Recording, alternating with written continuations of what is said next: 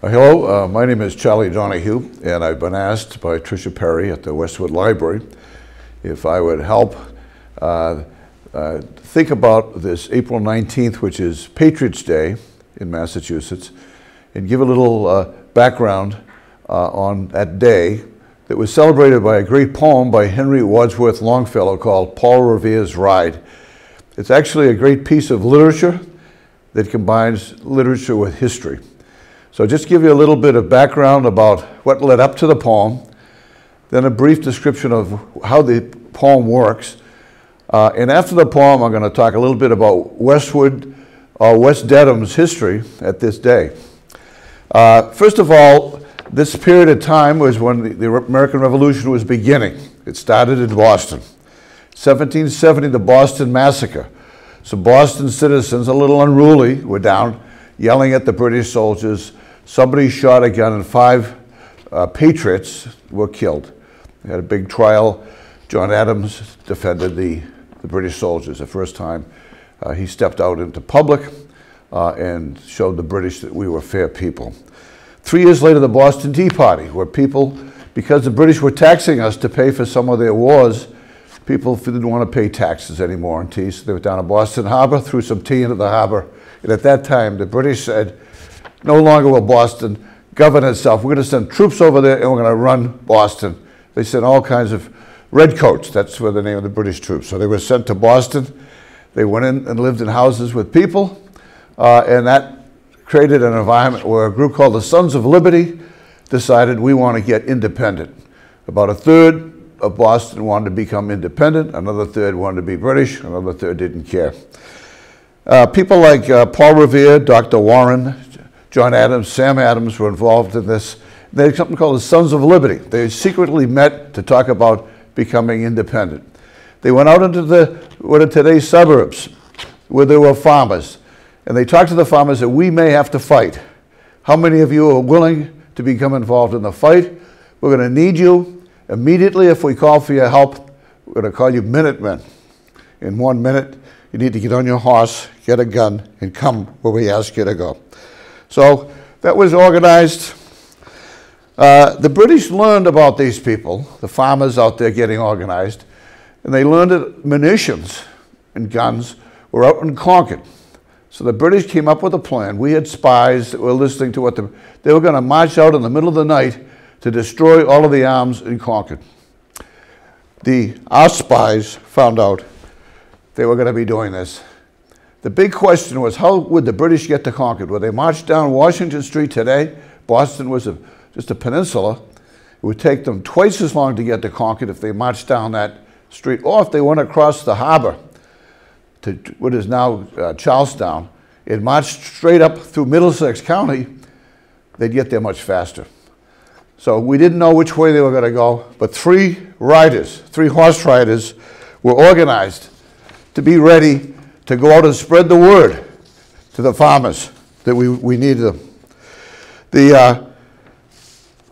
The secret was we were going to let the people know who were going to be the horseback riders who were going to go out and spread the alarm. We're going to let them know which way the British were going. Are they going to go out walking? Are they going to secretly go across the harbor? And the plan was, if they would notify the riders who would be over in Cambridge and over in Charlestown, which way the British were coming. And they're going to put lanterns up on the North Church. 1 lantern would be going by land, and if there were 2 lanterns, that was the signal that they're going to march after coming across the bay. So 3 riders. Paul Revere was one, William Dawes, and Dr. Samuel Prescott. Paul Revere's job was to go up Middlesex County to Concord. The other 2 were to go out to the different suburbs. One went out to Dedham, West Dedham, where Westwood was. Others went north to notify people that the British were on the march and we needed to bring you together. The poem itself, I'm going to just give you a brief introduction to the poem because some of the words in the day that it was written by Henry Wadsworth Longfellow might be a little bit difficult to understand. The first part of the poem is just an overall introduction. The British went by land, by sea, the belfry, the tower of the church, ride and spread the alarm. Those are some of the phrases in the first introduction. Then it gets to rowing to Charlestown shore by the British man of war, the summit. Paul Revere had to go across himself in a boat by this big British warship, the Somerset, being quiet to not be discovered. Then it gets to the Friends, who were basically the spies, listening in the streets of Boston to hear, was there any, this is going to happen at night. When are the British getting up to march? So they're trying to listen to that. So that's listening in the streets for the British Grenadiers. The Grenadiers are the British soldiers.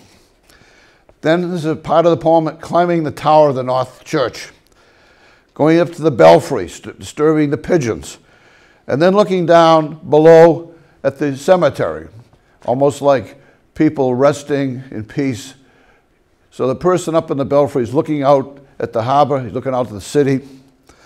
Then this poem goes to Paul Revere. He's waiting over in Charlestown with his horse. What's the signal? He suddenly sees, waiting, he sees a second lamp in the belfry. That's the signal. They're coming across the harbor. The fate of the nation was riding that night. The poem then gets through his ride. Middlesex County, we're in Norfolk County, Middlesex is the next county up there. He starts off at the Mystic River. He goes to Medford, Lexington to Concord, to the bridge of Concord. At the bridge, the farmers were waiting. The first real gunfire. There was a minor fire of guns in Lexington. When they met Lexington, they just shot some farmers, but there was a real standoff at Concord at the bridge. The British versus the farmers. Who's the first to fall? The British fired, and they fled after they fired, and they marched back to Boston. The farmers followed them, shooting over walls. And then finally, the poem ends with the British retreating, going to Boston. 273 British soldiers died that night, and that was the last part of the poem. So it's a little bit difficult to read and understand, but I just felt it would be valuable to give a little background. So I'm going to start reading the poem. Listen, my children, and you shall hear of the midnight ride of Paul Revere. On the 18th of April in 75, hardly a man is now alive who remembers that famous day and year. He said to his friend, if the British march by land or sea, from the town tonight, hang a lantern aloft in the belfry arch of the Old North Church Tower as a signal light, one if by land and two if by sea, and I on the opposite shore will be, ready to ride and spread the alarm through every Middlesex village and farm for the country folk to be up and to arm. Then he said, good, and with a muffled oar silently rowed to the Charlestown shore. Just as the moon rose over the bay, where the swinging wide at her moorings lay the Somerset, British man of war, a phantom ship with each mast and spar across the moon like a prison bar, and a huge black hulk that was magnified by its own reflection in the tide. Meanwhile, his friend through alley and street wanders and watches with eager ears, till in the silence around him he hears the muster of men at the barrack door, the sound of arms and the tramp of feet, and the measured tread of the grenadiers, marching down to their boats on the shore. Then he climbed the tower of the Old North Church by the wooden stairs with stealthy tread, into the belfry chamber overhead, and startled the pigeons from their perch. On the somber rafters that round him made masses and moving shapes of shade. By the trembling ladder, steep and tall, to the highest window in the wall, where he paused to listen and look down, a moment on the roofs of the town, and the moonlight flowing over all. Beneath in the churchyard lay the dead in the night encampment on the hill, wrapped in a silence so deep and still, he could hear like a sentinel's tread the watchful night wind as it went, creeping along from tent to tent, and seeming to whisper, all is well. A moment only he feels the spell of the place and the hour, and the secret dread of the lonely belfry and the dead.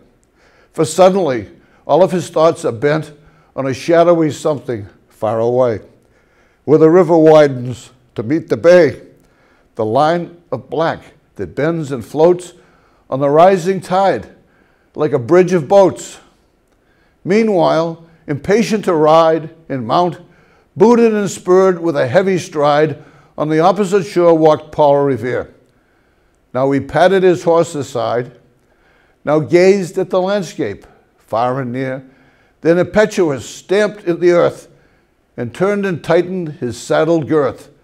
But mostly he watched with eager search the belfry tower of the Old North Church, as it rose above the graves on the hill, lonely and spectral and somber and still. And lo, as he looks on the belfry height, a glimmer and then a gleam of light. He springs to the saddle, the bridle he turns, but lingers and gazes, till full on his sight a second lamp in the belfry burns. A hurry of hoofs in a village street, a shape in the moonlight, a bulk in the dark, and beneath, from the pebbles, in passing, a spark stuck out by the steeds flying fearless and fleet. And that was all, and yet, through the gloom and the light, the fate of a nation was riding that night. The spark stuck out by that steed in its flight, kindled the land into flame with its height, with its heat. He has left the village and mounted the steep, and beneath him, tranquil and broad and deep, in the mystic, meeting the ocean tides, and under the alders that skirt its edge, now soft on the sand, now loud on the ledge, is heard the tramp of his steed as he rides. It was 12 by the village clock when he crossed the bridge into Medford town. He heard the crowing of the cock and the barking of the farmer's dog, and he felt the damp of the river fog that rises after the sun goes down. It was 1 by the village clock when he galloped into Lexington. He saw the gilded weathercock swim in the moonlight as he passed, and the meeting house windows, blank and bare, gazed at him with a spectral glare, as if they already stood aghast at the bloody work they would soon look upon. It was 2 by the village clock when he came to the bridge in Concord town. He heard the bleating of the flock, the twitter of the birds among the trees, and he felt the breath of the morning breeze blowing over the meadows brown, and one was safe and asleep in bed. Who at the bridge would be the first to fall? Who that day would be lying dead, pierced by a British musket ball?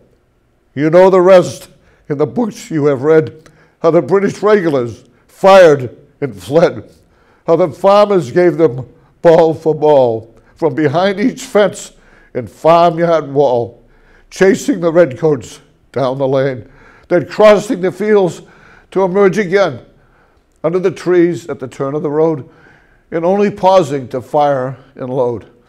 So through that night rode Paul Revere, and so through the night, when his cry of alarm to every Middlesex village and farm, a cry of defiance and not of fear, a voice in the darkness, a knock at the door, and a word that shall echo forevermore. For born on the night, wind of the past, through all our history to the last, in the hour of darkness, in peril and need, the people will waken, listen to hear the hurrying hoofbeats of that steed and the midnight message of Paul Revere, the 18th of April in 75. Hardly a man is now alive who remembers that famous day. I'm going to briefly talk about the involvement of West Dedham, which became Westwood on that day. Westwood had a small group of people living at that time, 1775. It was known as the Clapboard Tree Parish. And the parish had a small group of people that moved out of Dedham, and they had their own militia. and some of them were the Minutemen. So when the horseback rider came through Dedham and West Dedham, it wasn't Paul Revere, it was Dawes or Prescott. The men got their horses and they went to Concord. So we had a group, a company of Westwood men went to Concord that day and fought along the path of when the British went back to the city. 3 weeks later, the next follow-up battle was the Bunker Hill, Breed's Hill, where all of the farmers after Concord went up onto Breed's Hill, above looking down on Boston. And the British decided to get them out of there. So the British attacked the hill 2 or 3 times, they went up the hill. A young boy from West Dedham named Robert Steele was 15 years old, and his expertise was playing the drum, which in those days was an important part of the army. So he was noted as part of Colonel Doolittle's regiment, and he and a man from Cambridge named Leonard Parks mustered the troops. That means you start playing the music and all the troops come together and get ready for battle, mustering the troops. They played Yankee Doodle, the boy from Westwood played the drums, and Mr. Parks from Cambridge played the fife. It's like a flute. And they mustered them, and they went on into the battle, and the drummer boy's job was to work with the general and instruct the troops where to go. They had no communications other than the drummer boy, who would be told, have the troops fall back, move up. He sent the signal with the drum and was the #1 target for the British sharpshooters. Mr. Steele lived as a young boy, stayed in the army during the war, and had a home, a White House across from the Fisher School in Westwood is where he lived. Well, thank you to everybody. I hope you enjoy the 19th in this difficult time. Tricia Perry in the library, thank you for asking me to read this, to share it with people of Westwood. Thank you.